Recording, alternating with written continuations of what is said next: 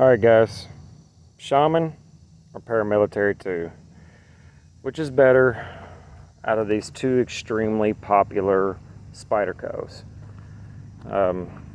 Obviously this is going to be an opinionated kind of thing, but these are two of the best selling knives on the market, period. First thing, if you don't mind, see that like button down there below this video? I want you to throat punch it, please, and subscribe and share if you feel the need to, and I would appreciate it. This is Short Walk Knife Talk, and today we are going to talk about which one's better and which one's better for you. So I'm going to have to pause this for a second, put one of these in my pocket, and we're going to talk about each one individually. Then we're going to look at some similarities between the two. One sec. Alright, so magically one knife just disappeared. First thing off, this is not the standard version that this knife comes in. This is a Knife Works exclusive in 204P. The standard comes in black G10 and S30V steel and does not have a lynch clip on it. Quick side note, this regular short lynch clip will work, but you're only going to be able to put 2 screws in it. But it works, so there's that.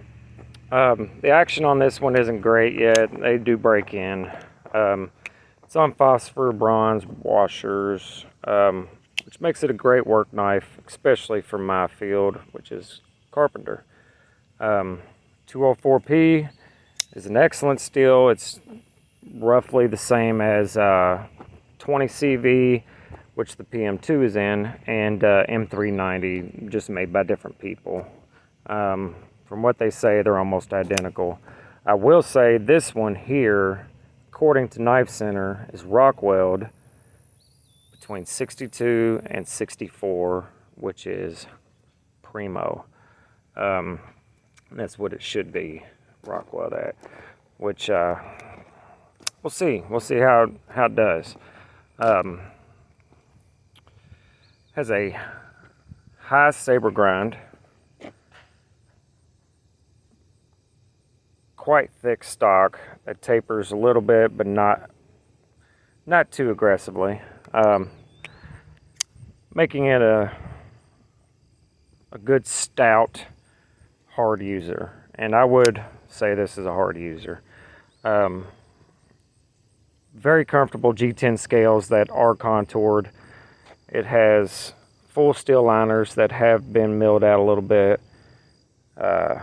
Steel backspacer, minimal hardware. Yeah, this thing's a home run, in my opinion. The stock clip was trash, so, you know, can't have that.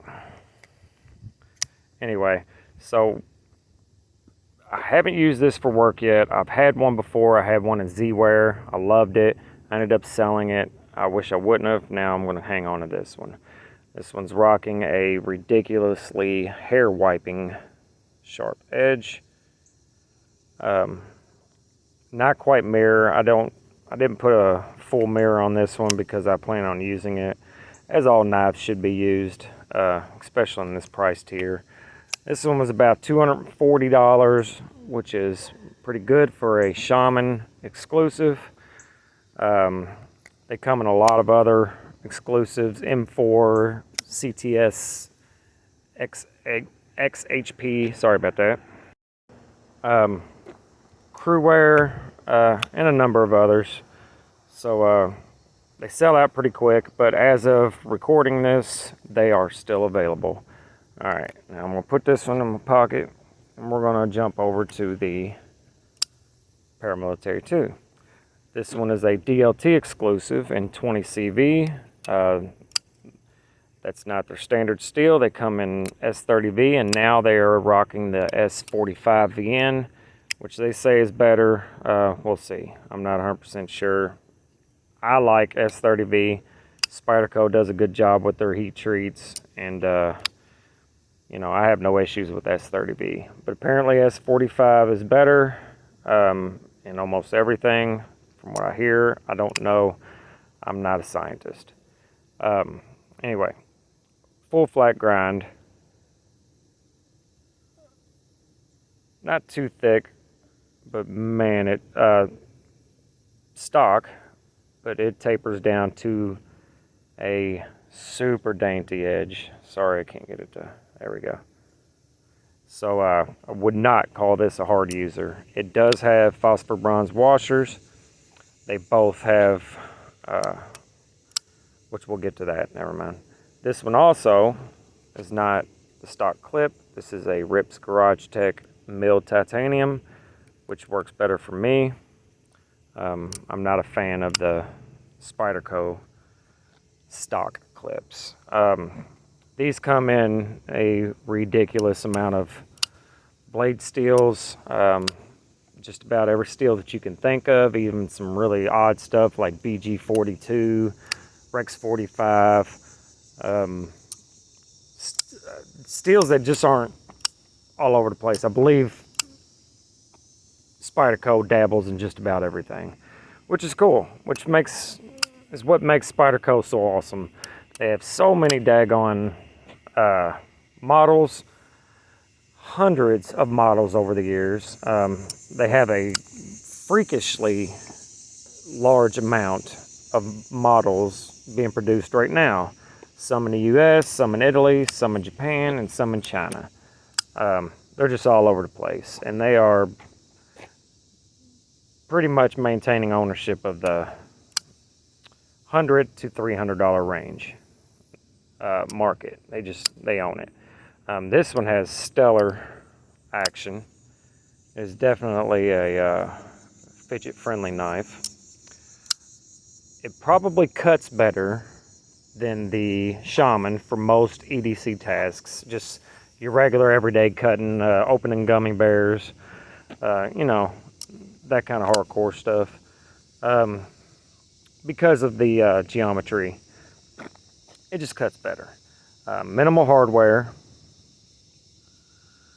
which is also always great. And the choke up position is more comfortable in my opinion than back here. With the stock clip on it, back here is just almost too uncomfortable to do any serious cutting with, you know, for a long period of time. In the choke up position, it's fantastic. I love it. So again, this one wins in the fidget factor, in the slicing ability, and probably in the ease of carry. It is lighter, it is slimmer. They're both about the same length, and they're both about the same height.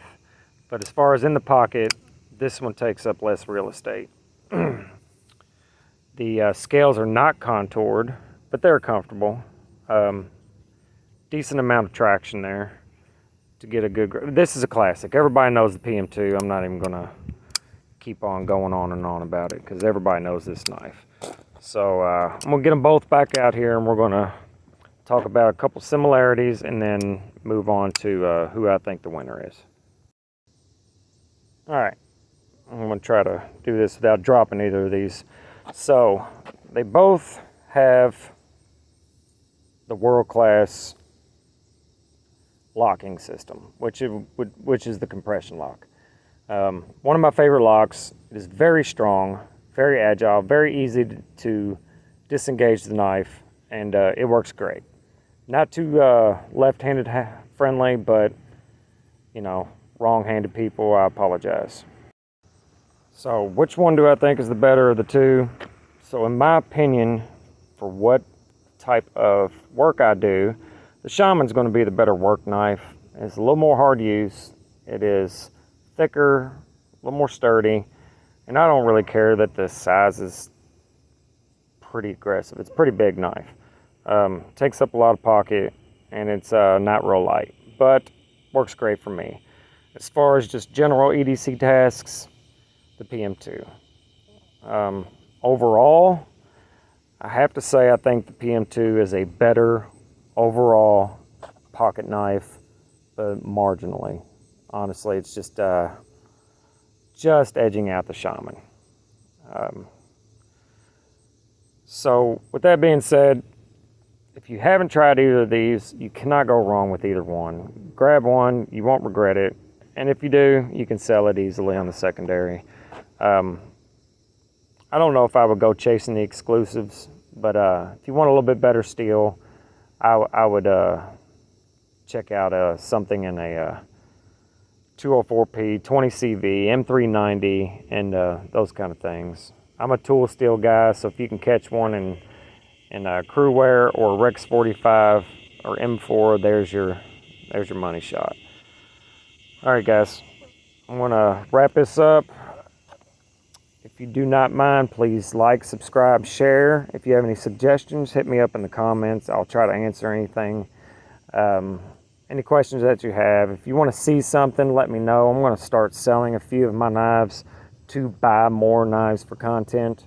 Again, I just started this. I know it's not fantastic. I am going to work on it, guys, to give you something to enjoy and to, as far as watching content, that's a little different than the regular reviewers. Give you some real world use and some opinions from somebody who actually uses every knife I own. I'm going to start doing some cut testing and stuff like that too, once I get a little more time to get after it. All right, guys, y'all have a great evening, and see you next time.